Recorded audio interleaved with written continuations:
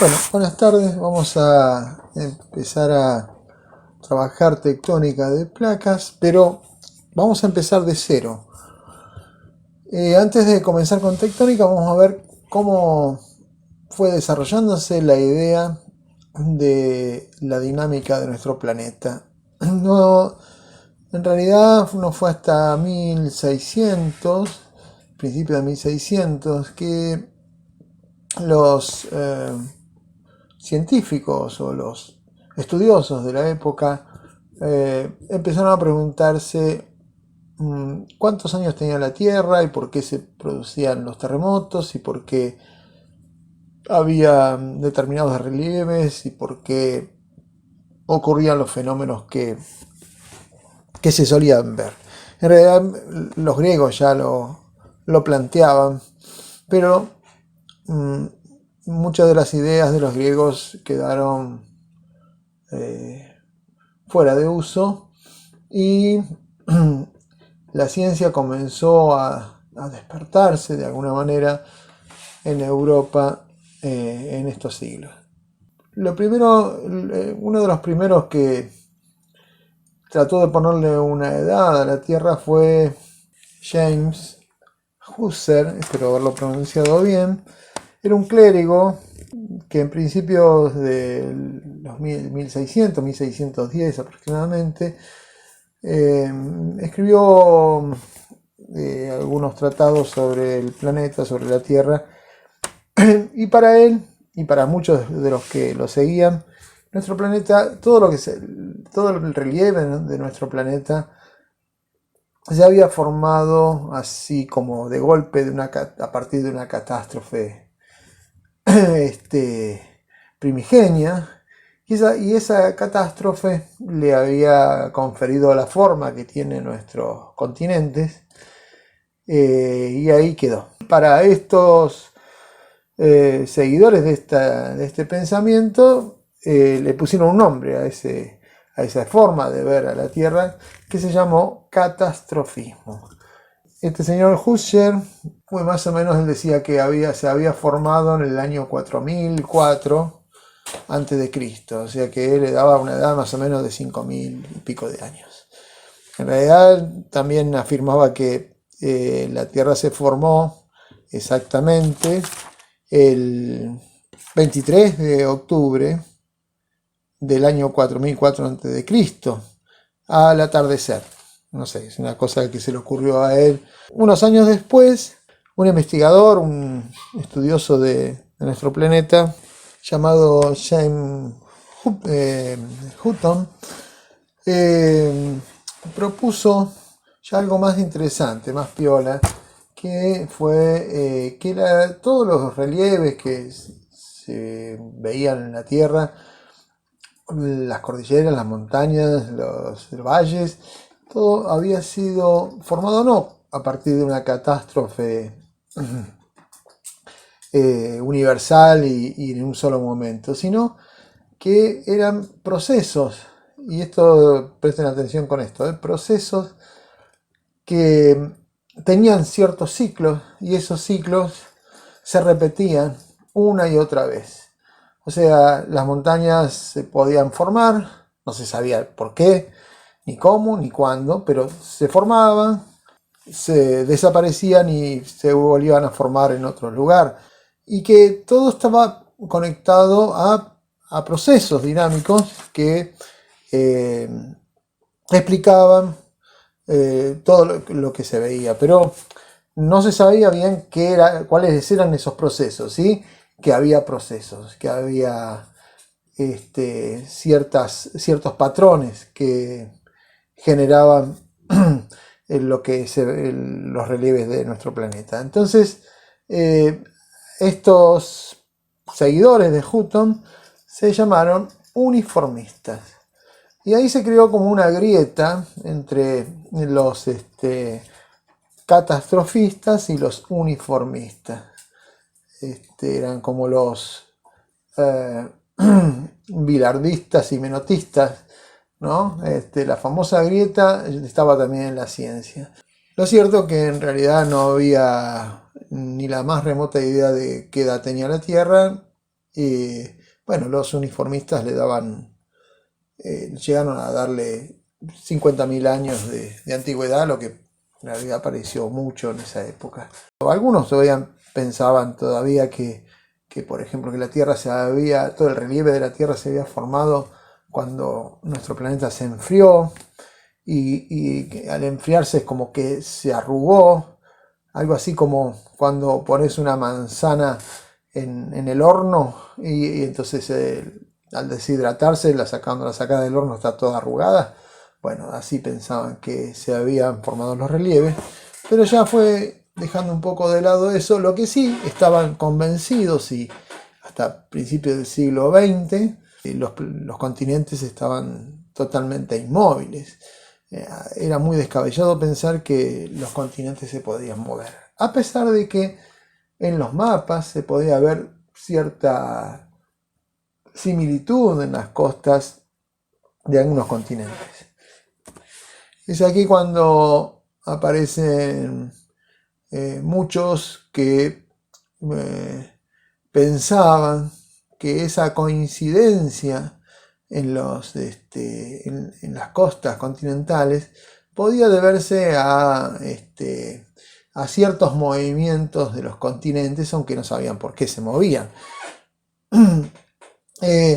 Bueno, ahí aparece en principio del siglo XX, 1920 aproximadamente, 1930, aparece Alfred Wegener, que ustedes lo deben conocer, que era un meteorólogo encima, ni siquiera era geólogo, pero él estaba convencido de que los continentes sí debían viajar como balsas que navegaban libremente por el mar, pero no por un mar, sino por un mar de magma, decía él. Los continentes están apoyados en un mar de magma que debe haber en el interior, por debajo de los continentes, y andaban derivando por aquí y para allá. No supo, tenía ciertos argumentos, pero que esos argumentos eran fácilmente desacreditados por sus colegas. Y bueno, y su teoría fue dejándose de lado. En realidad nadie le dio mucha bolilla y se quedó en el olvido.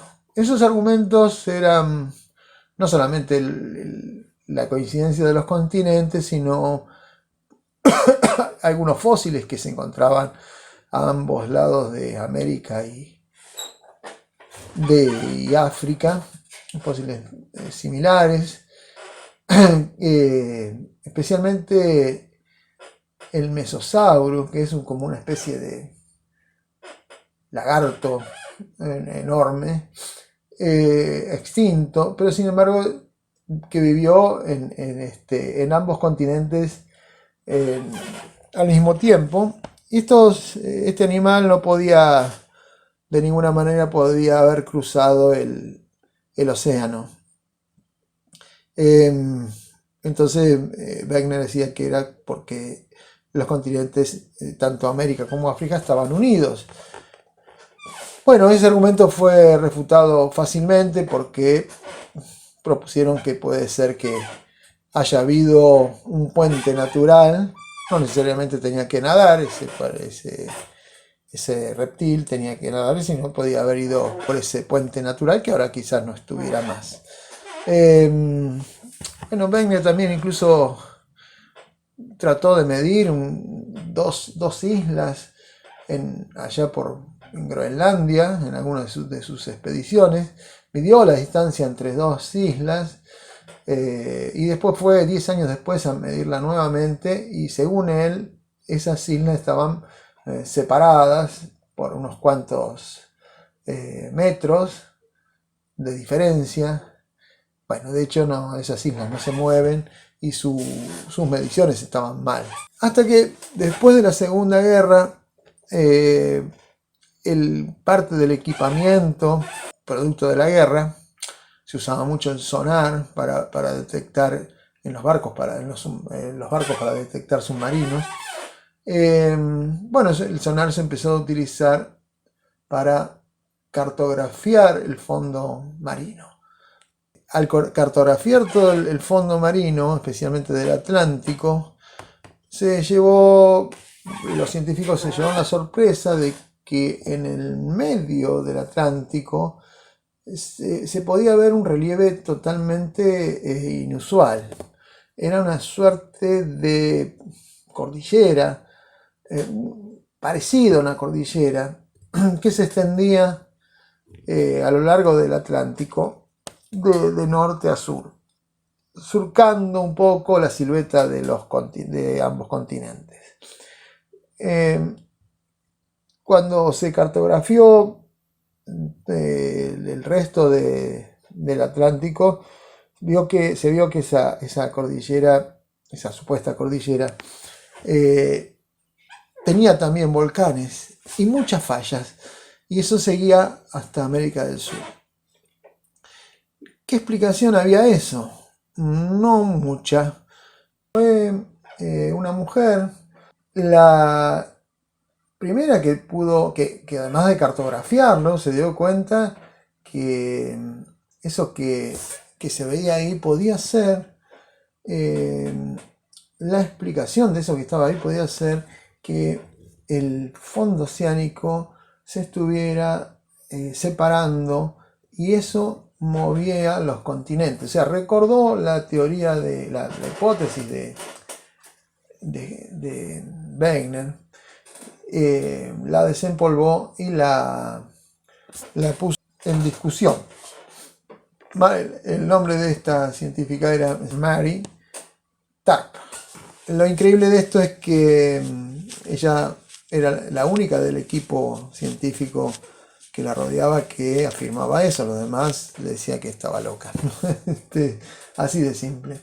Bueno, luego de que ella propusiera esto, Harry Hess aplicó eso, los conocimientos de ella, la cartografía de ella, y se dio cuenta que eso sí podía ser la expresión de una salida de magma del interior que hacía que empujara, esto es según Hess, no es que ocurra así, que empujara esa salida de magma, se desplazara hacia ambos costados, hacia ambos lados, los continentes que estaban en los extremos. En ese caso era América del Norte del lado occidental, y del lado oriental de Europa y África.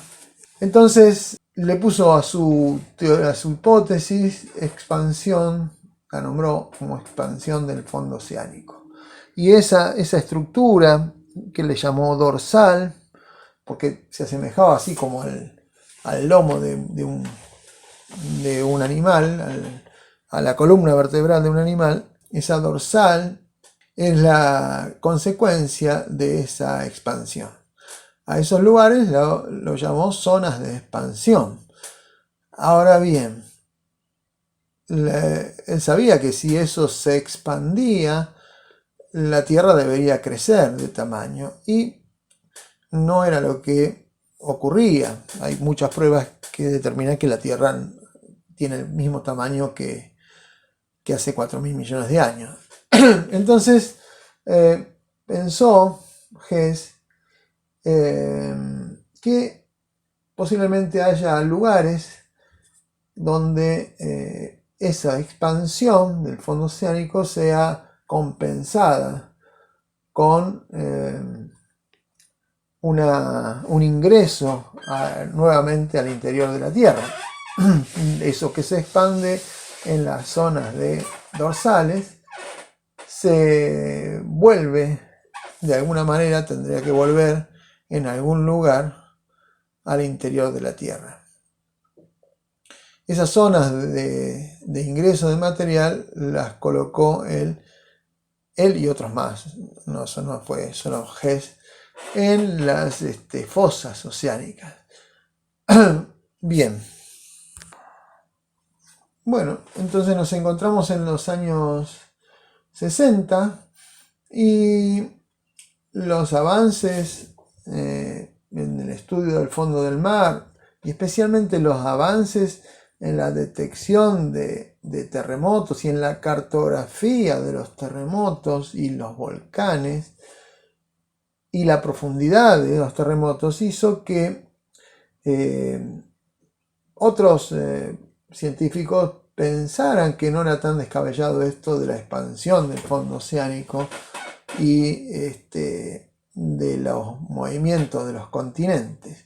Porque esos terremotos profundos y medios estaban localizados, el 90% de ellos, en las zonas donde se encontraban las fosas, especialmente en las zonas del Pacífico, en la costa del Pacífico.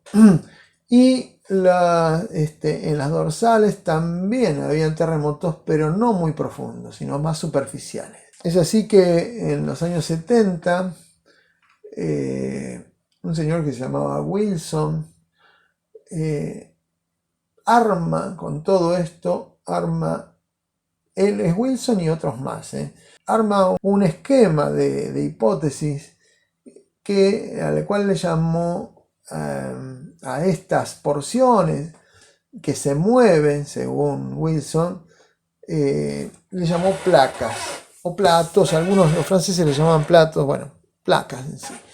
Estas placas ya, según Wilson, no eran los continentes solamente los que se movían, sino el continente y el fondo marino juntos, y se movían y formaban, en esos movimientos, formaban límites, los límites que seguramente ustedes conocen, que se llaman límites convergentes, divergentes y transformantes. Según este ciclo que propuso Wilson, los límites divergentes eran estas zonas sumergidas bajo el agua, con forma de dorsal de un animal, este relieve tan extraño que nunca se había visto, lleno de fracturas y fallas, pero sin plegamientos, ¿sí? Y con mucho vulcanismo emergente. Las zonas eso le llamó límites divergentes. Las zonas convergentes eran aquellos lugares donde estas placas, estos pedazos de bloques se movían y se juntaban y se unían y formaban fosas. Y por último nombró a estos límites donde las placas ni siquiera no se encuentran, pero tampoco se separan, sino que van una al lado de otras. Le llamó límites transformantes. Bueno, esa es la teoría. Esa es la hipótesis. Ahora hay que demostrar esa hipótesis. En los años siguientes, de la década del 80 especialmente, se empezó a estudiar el paleomagnetismo. Primero, antes de entrar a hablar sobre el paleomagnetismo, que es una prueba casi inequívoca del movimiento de las placas, vamos a explicar un poquito cómo están formadas, de qué es una placa, de qué está formada, etc. Primero vamos a hacer un corte del interior de la Tierra. Cortamos la Tierra en dos como si fuera una naranja. Vamos a ver que tiene un núcleo muy sólido, muy de hierro, níquel y algunos elementos radioactivos. Muy grande ese núcleo, muy grande. Un núcleo alrededor de ese núcleo sólido, otro núcleo pero líquido, que lo rodea y se mueve en torno a él. Y ese núcleo líquido, que tiene una alta temperatura y le gana la presión, por eso es líquido, es el responsable de formar en nuestro planeta lo que se llama, lo que muchos planetas tienen, que es el campo magnético. Para que se entienda, el campo magnético es lo mismo que la Tierra se comporta como un imán. Y si vos pones un imán en Pueden hacer esa experiencia ustedes en su casa. Si quieren, pongan una hojita en blanco, le ponen un poquito de arriba limadura de hierro encima de la hoja, y por debajo pongan un imán que sea más o menos potente, no un imán de heladera, un imancito se compra en la ferretería.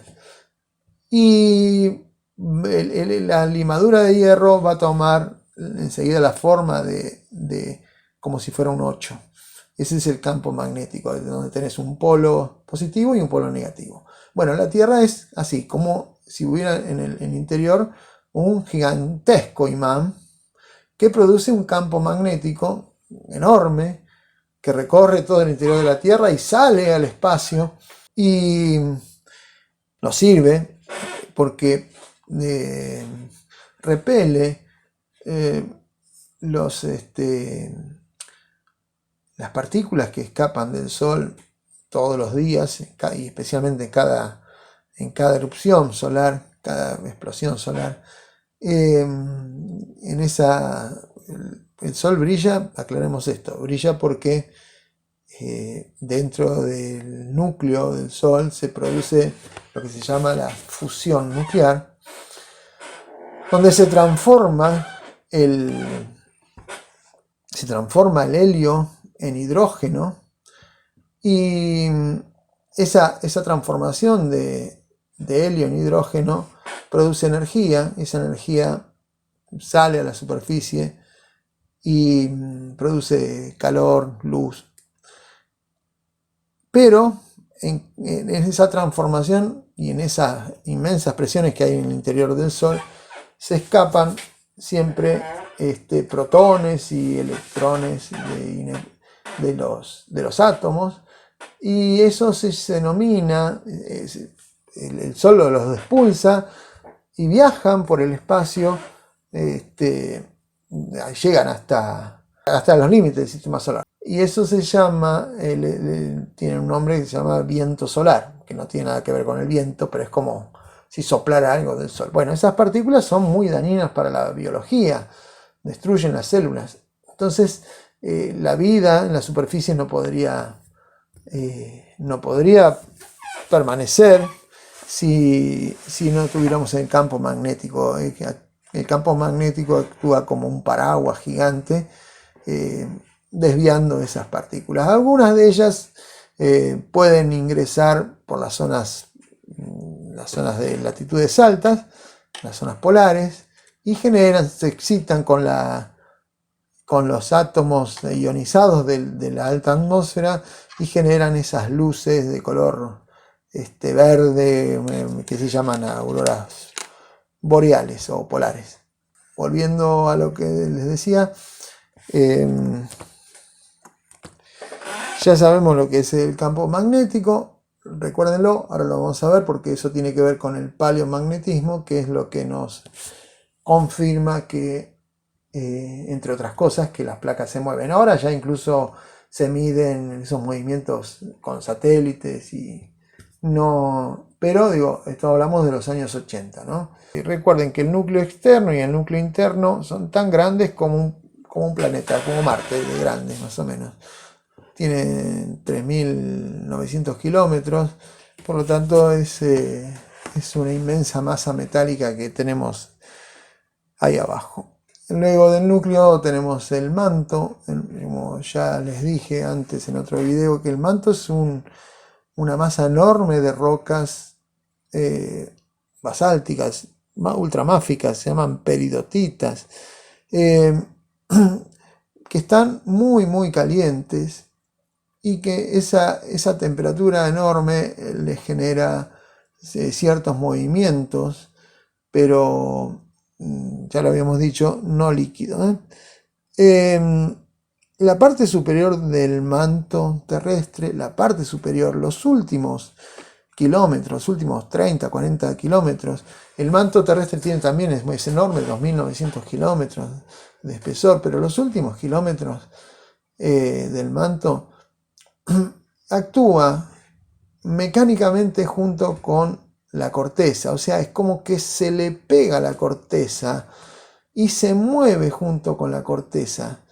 O sea, esa última parte del manto forma una misma, se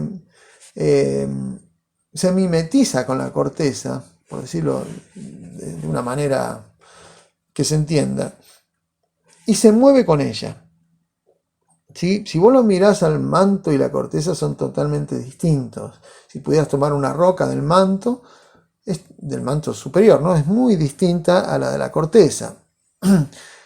Pero, incluso también en su ductibilidad, la corteza es más fría, es más dura, más rígida, el manto ya es más muy caliente y tiene movimientos.